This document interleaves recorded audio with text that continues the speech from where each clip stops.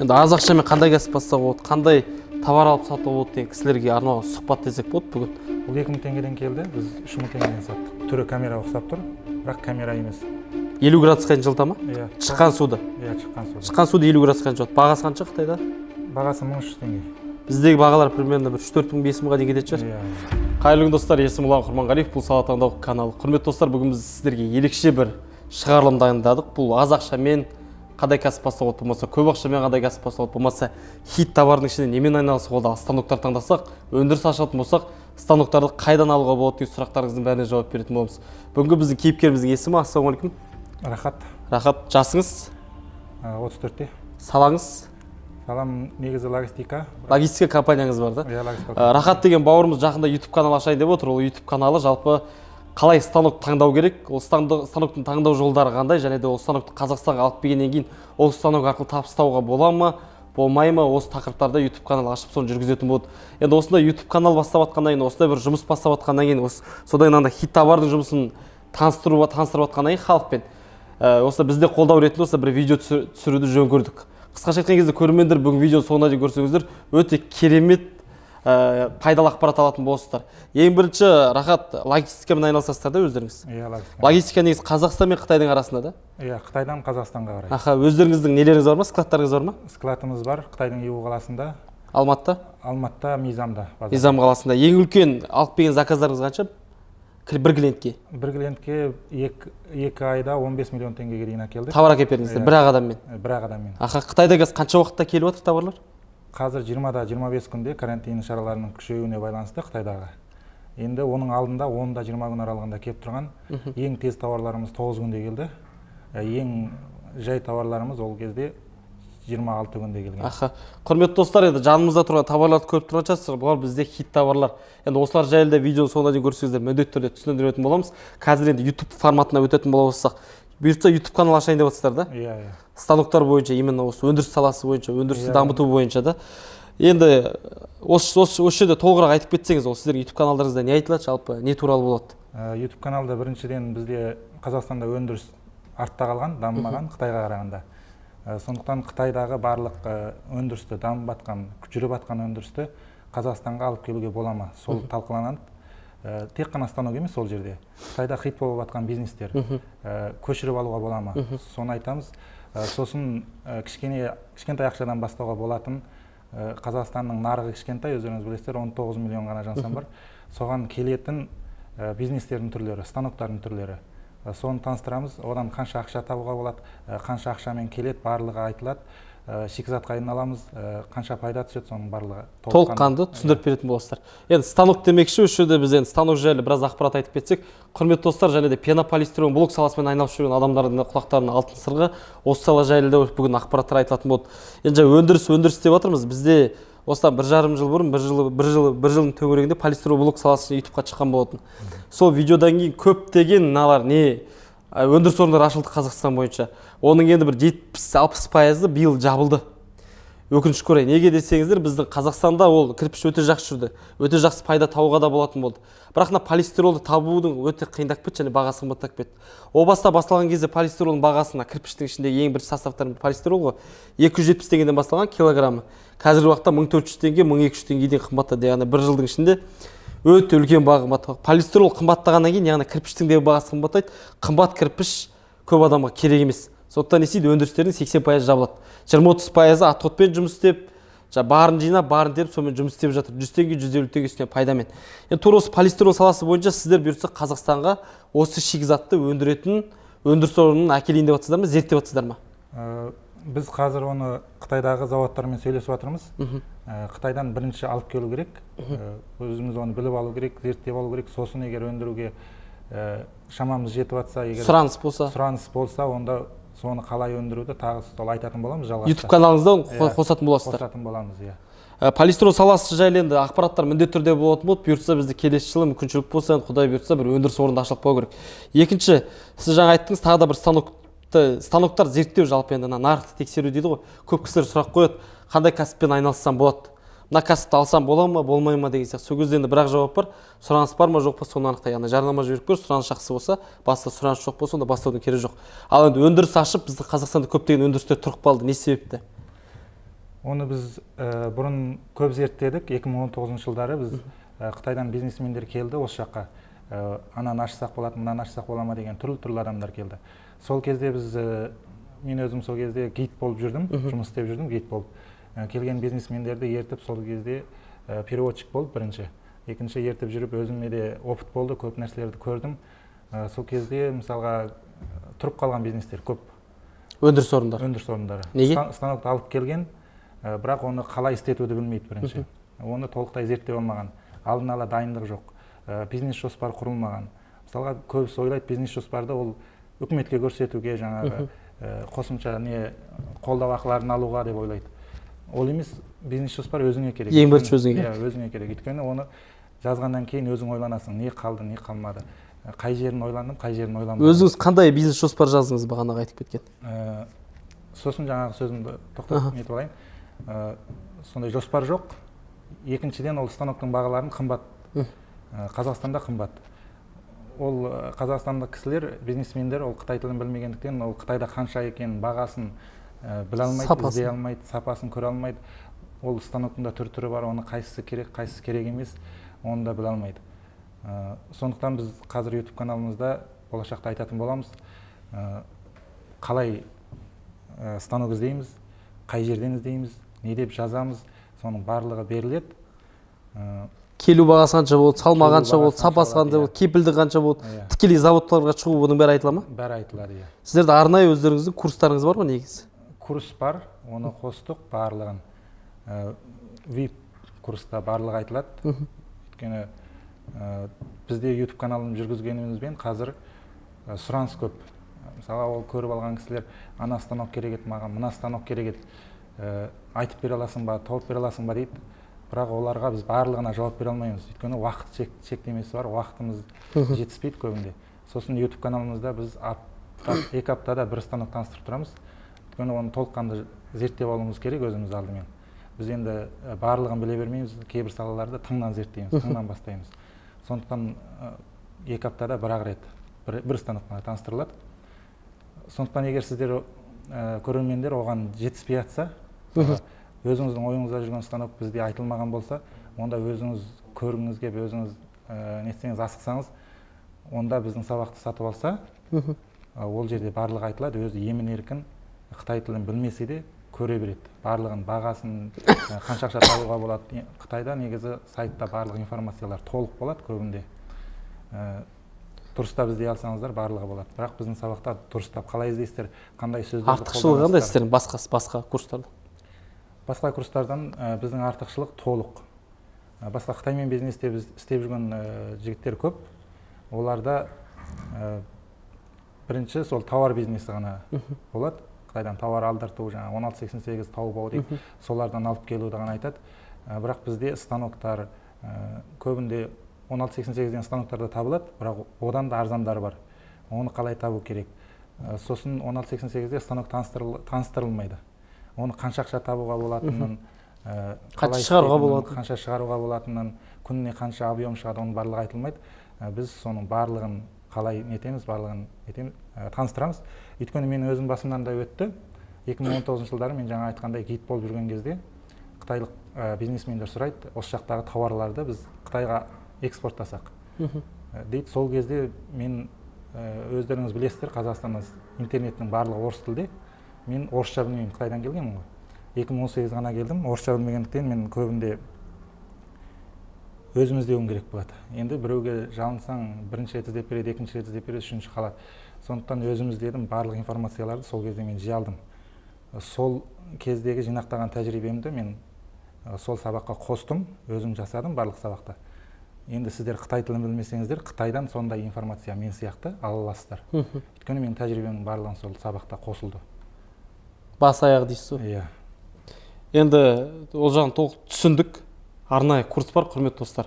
Станоктар бойынша, Қытайдың ішкі нарығы бойынша, арзан сайттары бойынша келу жолы, кету жолы, сапасын тексеру, тікелей заводқа шығу, тағы да басқа курстардан артықшылығы бар деп отыр. Енді Аксел компаниясы өздерінің порталдарында 4 сағаттық сабақ дайындағансыздар, бас-аяғын толыққанды айтатын, түсіндіретін. Сабақтың бағалары қаншадан басталады? Сабақтың бағалары 10 000 теңгеден басталады. Эконом сабақта 10 000 теңге, ол жерде тек қана таубау сайты. Таубау сайты өйткені жеке адамдарға, мысалға сіз өзіңізге киім алсаңыз, туысқандарыңызға подарок алсаңыз, сол үшін ғана ол сайттан барлығын тауып ала аласыздар, тұрмыстық бұйымдарды. Енді екінші сабағымыз орташа бағада 33 000 теңге. Ол жерде 1688 сайты, таубау сайты, тимол деген сайт бар. Тек қана оригинал тауарлар сатылатын. Сосын алипей, төлем жасау жүйесі. Барлығы айтылады. Ол жерде тауарды талдаудан бастап, телефонға орнатудан, қосымшаларды орнатудан бастап, тауарды іздеу, талдау, тауармен танысу, сатушылармен сөйлесу, сосын төлем жасау. Төлем жасалғаннан кейін көп жағдайлар болады. Біздің өзіміздің сол қосымшалармен, приложениелермен жұмыс істеп жүргенімізге 7 жылдан асты. Соның барлығын жинақтадық. Кездесетін проблемаларды барлығын жинақтадық. Мысалға, сатушыларда тауар болмай қалады. Әсіресе 1688 сайтында. Тауар бітіп қалады. Ол кезде ақшаңыз төлеп қойдыңыз. Кейде тауарды салып жүреді, бірақ олар жоқ тауарларды салмайды да список беріп жүреді ішіне. Кейбіреулері список та бермейді, бірақ келгенде тауарыңыз аз болып қалады. Сондай кезде не істейсіз? Мысалы, ақшаны қайтарып алу керек. Оны қалай қайтарып аласыз? Соның барлығы айтылады. Біздің ерекшелігіміз сол. Көп жаңағы нелерде, конкуренттерімізде біздің басқаларда олар айтылмайды, тек қана тауарға заказ беру айтылады. Жалпы проблемалар шешу форматта бар дейсіз ғой ішінде. Енді үшінші пакеттеріңіз? Үшінші пакетіміз VIP пакет. Ол жерде жаңағы 4 платформадан басқа 2 іздеу жүйесі, Google сияқты Қытайдағы. Қытайда Google сияқты бар. Өздерінің Google'дары бар ма? Өздерінің Google'дары бар, солар таныстырамыз. Сосын 2 мобильді қосымша. Соны таныстырамыз. Сосын қиып тауарларды қалай іздеу, солар айтылады. Ол жерде жаңағы станоктар, болмаса шикізаттар, техникалық нелер, проблемалар, сосын басқа қандай ақпарат іздегіңіз келеді, сол жерде Қытайдың сайтынан, Қытайдың интернетінен барлығын таба аласыз. Курстарыңызды толықтастық, енді бизнес план форматына қайттан өтсек. Толыққанды ақпарат алам деген кісілер болса, мына жерге номер қоятын боламын, және осы видеоның астында телеграм канал болады. Соған өтсеңіздер, толыққанды ақпараттар, осы курс жайлы, 3 пакет жайлы, SL компаниясы бойынша толыққанды ақпараттар бар. Енді жаңағы жерге қайтып келсек, ең бірінші өзіңіз зерттеген бизнес план жазған өндіріс. Қазан жуғыш дедіңіз ғой? Иә, қазан жуғышқа. Темірден жасалған да? Темірден жасалған қазан жуғышқа өзім бизнес план жасадым. Ол кезде мен соны кәсіп істегім келді. Өндіріс жасағыңыз келді? Иә, өндіріс жасағым келді. Өйткені ол кезде жоқ болды. Барлығы Қытайдан келеді, болмаса Россиядан келеді. Магазиндерді араладым алдымен. Базарды араладым. Барлығын көрдім, қаншадан сатылады. Ол жерде 2-2 бір пакетте болады, 3 бір пакетте болады, 4-12 дейін бір пакетте бөліп. Бағалар қаншадан екен штугының? Штугы ол жерде 18 теңгеден, 17 теңгеден басталады. Оптым бар, розницасы? Оптым, салмағына қарай. Ол жерде 10 грамдық, 15 грамдық бар. Салмағына қарай бағасы да қымбат еді. Иә. Соның барлығын зерттедім, сосын өндіріс құнын, кететін ақшаны зерттедім. Станоктарға ма? Станокқа. Қанша ақша шықты? Станок өзі Қытайда 2 миллион 200 мың теңге тұрады. Келумен 2 миллион 800 мың теңге болады. Қазақстанға, Алматыға дейін. Сосын сол бір ғана станок жетеді өндіруге. Қанша штук өндіре алады күніне? Тонна ма, килограмм ба?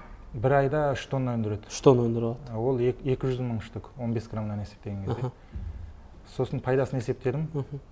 Салға мен бір штугынан 5 теңгеден пайда көруге болады. Базарда 18 теңгеден сатып жатыр, бірақ олардың келу бағасы 16-17 теңге. Мен 15 теңгеден есептедім. Арзанғы бе? Иә, арзанғы есептедім. Өйткені мен бұлай да сатуым керек, базарға да сатуым керек, бұлай магазиндерге де беруім керек қой. Сондықтан өзіме есебін ыңғайлы болу үшін, ертең минус шықпалмау үшін төменірек есептедім, 15 теңгеден деп есептедім.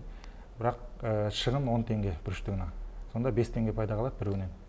Сонда 200 мыңға көбейтсек? 200 мыңға көбейтсек, айына 1 миллион теңге тауып алады. Таза пайда тауып алады. 2 миллион 800 мыңға келген станокпен. Бір станок бас-аяқ толыққан жете ме? Жаңа қосымшалар керек емес пе? Қосымшалар керек емес, запчастарын ауыстыру керек. Запчастары ол арзан тұрады. Ана өте арзан, 200 юан сондай болады, 10 неше мың теңге. Қытайдан ол станок келген кезде оны установщик бірақ келе ма, әлде соны өзің установканы жасайсың ба? Станок күйінде келеді, сол күйінде әкеліп орнатып қоясақ болды. Өзің қоясың, Иә, өзіміз қоямыз. Андай несін бере ма, инструкциясын? Олардың барлығын береді, видео сабақтарын береді, орнату туралы. Барлығы қатты қиын емес ол станокшы. Орнатып алуға әбден жетеді. Сосын сол өндірісті аштыңыз ба, ашпадыңыз ба? Ол өндірісті ашпадым, өйткені менде бірінші қаржы болған жоқ. Екінші материал жағынан. Шикізат, ең үлкен маңызды шикізат қой бізде. Оны қайдан аласыз? Шикізат жағынан Россияда бар. Оның шикізаты 410 типті татпаспайтын темір, сым темірлер. Ол Россияда бар, Қытайда бар, Қазақстанда жоқ. Бірақ оны Қазақстанда жаңағы немен темір заводтарға, Шымкентте, Талдықорғанда темір заводтар бар ғой. Соларға заказбен істетуге болады. Сөйлесіп көрдіңіз бе? Сөйлесіп көрдім. Бірақ олар объем керек деді. Объемға мен қазірше ол өндіріске ондай қажеттілік болмады. Оның үстіне көп ақша керек болды. Негізі объем болса шығарып беруге дайын. Шығарып беруге дайын, иә. Абылай аз объемда Өзбекстаннан, Қытайда, Ресейден Қытайдан алуға бола ма? Қытайдан алуға болады. Қытайда дайын істеп қойған шикізаттар бар. Сол бойынша есептедім жаңағы мен. Пайдасын есептеп отырмын ғой 5 теңгеден деп. Ол сол бойынша ең көп шығын бойынша есептегенде 5 теңге қалып отыр. Толыққанды есепті жүргіздім. Қазір ол өндіріс ашылған жоқ, бірақ өндірістер бар шығар бізде қазір бұндай. Қазірге бұндай өндірістер жоқ. Жаңағындай қазан жуғыш жасап жатқан ешкім жоқ. Бірақ жасауға болатын кәсіп. Бір станокпен бастайын десеңіз, бір 5 миллион теңге жетеді, ары бастап кетуге болады. Сату жағында шешу керек енді бұдан кейін теге. Сату жағын шешуге болады. Мен базарда сөйлестім. Олар әрине біз қазақстандық болса аламыз. Өйткені олар Қытайдан алып келу үшін ақшасын салады. Жолға кетеді. Яғни клиенттер дайын аламыз дейді. Иә, жолға уақыт кетеді ғой. Егер біз өндіріп дайын тұрса, оның үстіне арзан болса, неге алмасқа?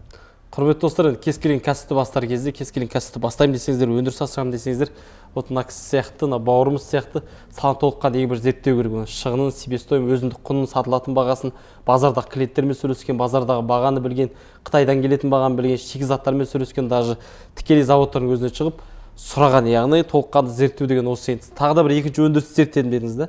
Бұл бізде светті жағып қосатын, өзімізді күнделікті білетін, свет жағып қосатын нелер ғой, аппақ пластмассовый қораптар. Иә, қораптар. Олар оған жаңағы станокқа қарағанда көбірек ақша кетеді. Оған 20 миллион теңгедей кетеді бірінші бастау үшін, ең аз болғанда. Егер оны үлкейтем десеңіз, одан да көп ақша кетеді. Кішкентай завод бастау үшін 20 миллион теңге. Ең үлкен шығындар қайда кетеді? Ең үлкен шығындар неге жаңағы шикізатқа кетеді. Ол шикізат жеткілікті шикізатыңыз болу керек ертең жүргізуге. Шикізаттарды қаяқтан аламыз? Бізде бар ма? Шикізат Қазақстанда бар. Мұнайдан шығатын зат қой ол. Кішкентай түйіршіктер. Өзбекстанда бар. Өзбекстанда Қазақстаннан арзанырақ. Оның барлығын көрдім, бағасын салыстырдым. Иранда бар еще. Ираннан бірақ жолы көбірек болады. Жолы қымбаттап кетеді. Өзбекстан ең жақсысы. Аха. Енді оның свет шығаратын оның үлкен производство 20 миллионға әлде кішкентай квадратта бола ма? Үлкен станок, бірақ оның қалыптары бар. Қалыпы қымбат болады. Қалыптар қаншадан басталады? Қалыптары біреуі 2 миллион теңгеден басталады. Оған екі түрлі жаңағы тауар шығару үшін, жоқ дегенде екі түрлі шығару керек қой, жалғыз болса. Ассортимент болу үшін. Сондықтан екі түрлі тауар шығару үшін 3 қалып керек. 3 қалыпқа 6 миллион кетеді. Қалыптарды өзі қайдан аламыз? Қалыптарды Қытайдан аламыз, Қытайда бар, сатылады, барлығы.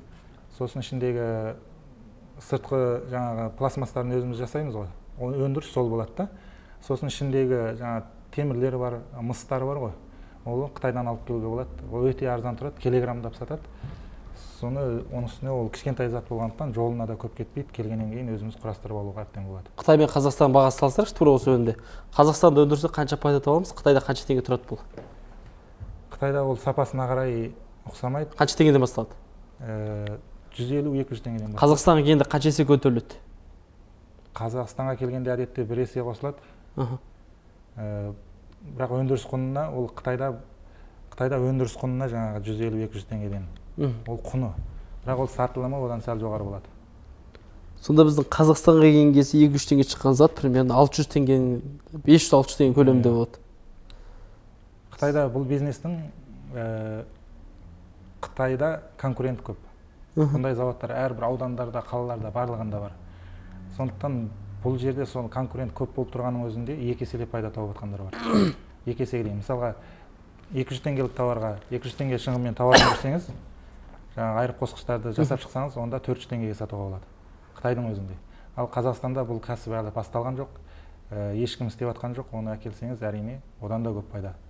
Еселеп сатуға болады. Бірақ толыққанды есеп қисабын жасаған дұрыс та? Жасаған дұрыс, иә. Бұның несі бар, жаңағы арзаны бар, қымбаты бар, сапалысы бар. Сапасына қарай бағасы да ұқсамайды. Бағасы өзгереді. Иә. Сондықтан сіз өзіңіздің қай бағада, қай сапада шығарасыз, соны зерттеп алу керек.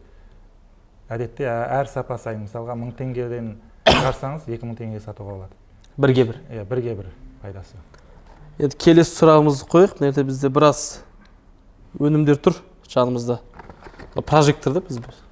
Иә, бұны әкеліп саттық, алдында осы бір айдай болды. Енді аз ақшамен қандай кәсіп бастауға болады, қандай товар алып сатуға болады деген кісілерге арналған сұхбат десек болады бүгін. Бүгін мына кейіпкеріміз шақырып отқан себебіміз де сол, өйткені станоктар жайлы жақсы YouTube канал ашамын дегеннен кейін қонаққа шақырып отырмыз, және де өзінің арнайы курстары бар екен. Әрине тегін дүние жоқ, тегін қадірі жоқ, және де курстардың бағасы қымбат емес, қолжетімді 10 000 теңгеден басталады. Орташасының өзі 33 000 теңге, және де курстарын өзім кіріп көрдім жасаған порталдарды. Енді алуға тұрарлық дүние. Қосымша осындай бір пайдалы ақпараттармен осындай YouTube канал ашқаннан кейін неге қолдамасқа, әрине қолдайық. Одан мынандай бір жақсы өнім өзі алып келіп сатқан екен. Қанша штук саттыңыздар ма? Бұдан 400 штук саттық, алып келдік, 2 күнде сатылып кетті. Үстінен қанша теңгеден пайда көрдіңіздер? 1000 теңгеден көрдік бір күннен. Бұл бізде прожектор күнмен тоғалады? Иә, бұның нелері күн нұрынан тоғалады, күнді зарядталып тұрады. Кешке? Кеште өзі жанады. Жақсы жана ма? Жақсы жанады, 100 вольт несі. Қанша теңгеден келді мынау?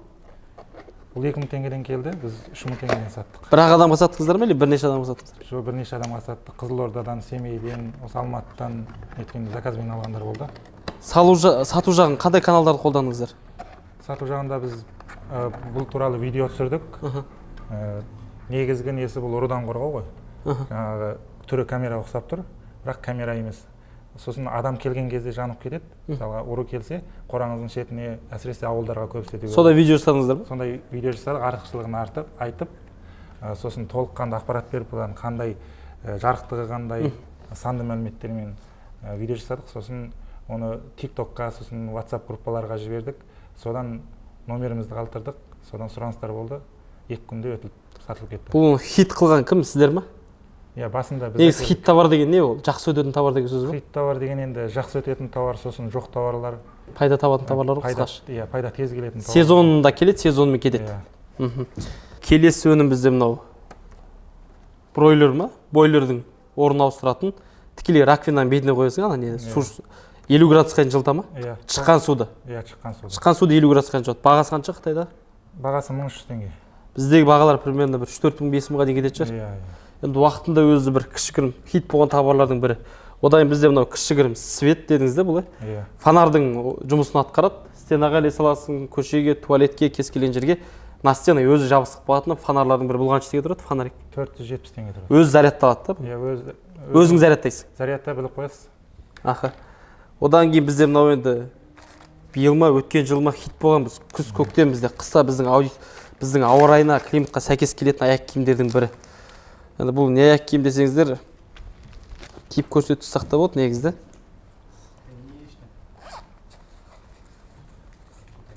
Жаңбыр жауғанда, тауға шыққанда, болмаса біздің Қазақстанның көп жерлерінде асфальт жоқ қой.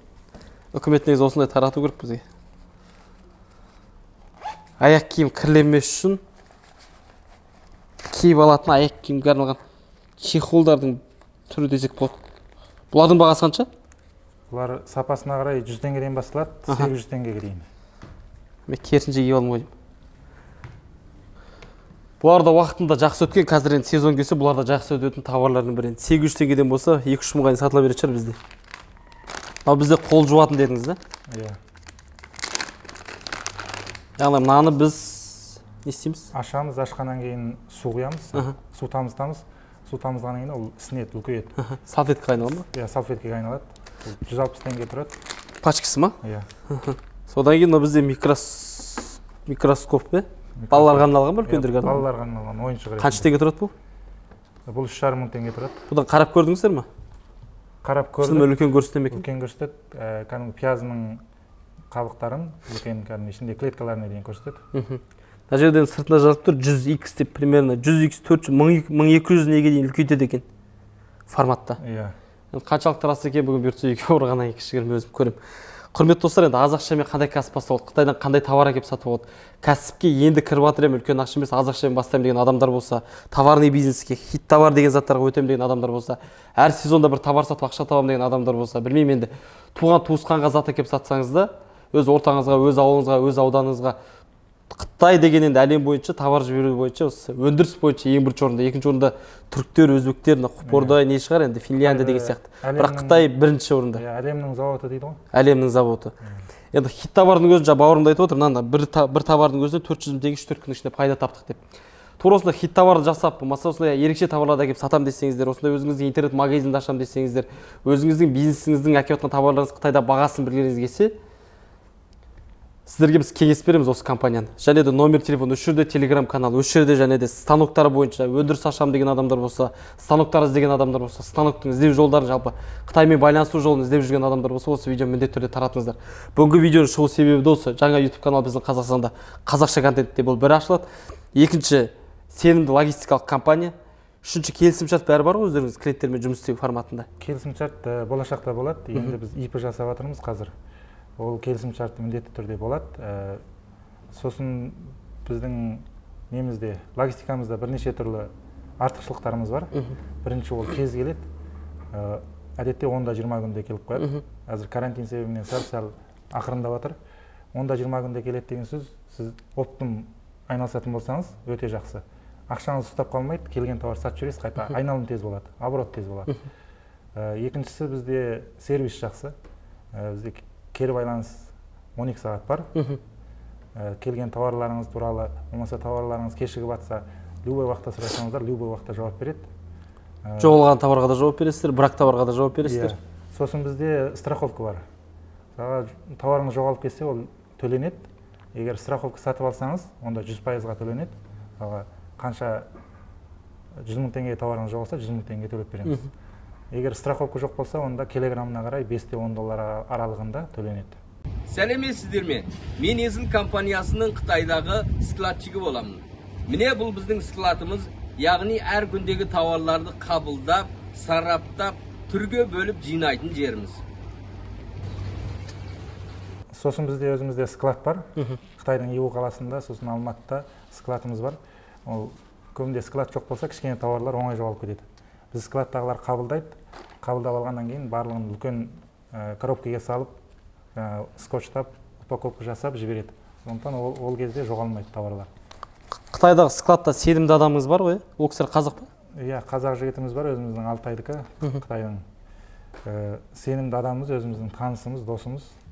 Ол келген товарлар тез-тез салып жібереді, бірінші. Екінші, ол сенімді. Өзі алып қоймайды, жоғалтып жібермейді. Сосын бізде 3 түрлі жолы бар. Авто доставка, сосын темір жол, сосын авиа доставка бар. Енді темір жолға сәл ақырындау болады. Келу күні ұзағырақ болады. Келу күні ұзағырақ болады. Бірақ арзан да бола ма? Бірақ арзан болады. Сондықтан одан кейін темір жолда толық бір вагон болмаса бір не болса, бір контейнермен алсаңыздар. Үлкен объемда. Үлкен объемда болса, онда тез келеді. Тез келеді, одан кейін арзан болады. Әдетте 0,5 доллардан 1 доллар аралығында болады килограммына. Ол енді әдетте біздің автодоставка 4 доллар, 5 доллар деп отыр ғой елдер. Оған қарағанда көп арзан, 4-5 есеге арзан. Сондықтан объем болса, бізге хабарлассаңыздар болады, біз барлығын шешіп береміз. Толық вагон, толық контейнер болса. Кепілдік бересіздер. Әуеші әуе? Әуе 8 доллардан басталады, 3-5 күнде келеді Пекиннен, Пекин Алматыға. Ол мен енді көбісі шыдамайды, шыны керек. Енді өздеріне керекті болмаса, андай тендерге қатысқан адамдар болса алдырып атады. Одан бірнеше рет алдыртты клиенттер. Келді, 3-5 күн ішінде. Иә, 3-5 күн ішінде келді. Сосын бізде жаңағы көп логистикаларда сынып қалып жатады тауарлар. Оңайсынатын тауарлар, айна болмаса, басқа да сынғыш тауарлар болса, сынып қалып жатады. Ал бізде оған сіз ескертіп айтсаңыз, өйткені біз клиенттің тауарын ашпаймыз ғой, ішінде не бар екенін білмейміз да. Егер бізге хабарласып, мен заказ бердім, осындай тауар, оңайсынатын тауар, маған ағашпен қоршау керек, қорғаныс жасау керек десеңіз, онда біз жасап береміз. Ұйымдастырып бересіз. Ұйымдастырып жасап береміз. Оның ақысы әдетте $10-20 аралығында болады, үлкен кішілігіне қарай. Үлкен коробкаға жасаса $20 сәл асады. Егер кішкене коробка болса $10 шамасында болады. Оның пайдасы сынбайды. Келген тауарың сынып қалса, ол жоқ болды деген сөз. Әдетте логистикалар сынуға жауап бермейді, жоғалғанға жауап береді. Ал бізде сол сыну жағынан да ойластырдық логистика жағынан. Құрметті достар, бүгінгі видео ұнаса лайк басыңыздар, комментарий жазыңыздар, достарыңызға, туыстарыңызға таратуды ұмытпаңыздар. Тур жерде бізде кері байланысқа шығатын номер өшірде тұр. Тур осы видеоның астында қайталап өтейін телеграм каналы бар. Ішіне кірсеңіздер толық ақпарат таба аласыздар. Осы логистикалық компания жайлы, YouTube каналдар жайлы, станоктар жайлы және хит товарлар жайлы. Алматы қаласының өзінде осылай хит товар сатып, хит товармен айналысып, чудо товар деген магазин ашылды. Бізде естеріңізде болса, сайра деген жампо түсірген болдым, сайраханды көрген шығарсыз. Жампо кезет үлкен магазин бар Барахолкада. Қазақстан бойынша үлкен оптовиктердің бірі отыр, кішкентай товардан бастаған. Былайша айтқан кезде саудамен айналысам десеңіздер, саудадағы адам десеңіздер, алып-сатумен айналысам десеңіздер, сіздерге осы компанияны, осы порталды, осы курсты кеңес береміз. Бүгінгі видео ұнаса лайк басыңыздар, комментарий жазыңыздар, достарыңызға, туыстарыңызға таратуды ұмытпаңыздар. Сау, саламатта болыңыздар.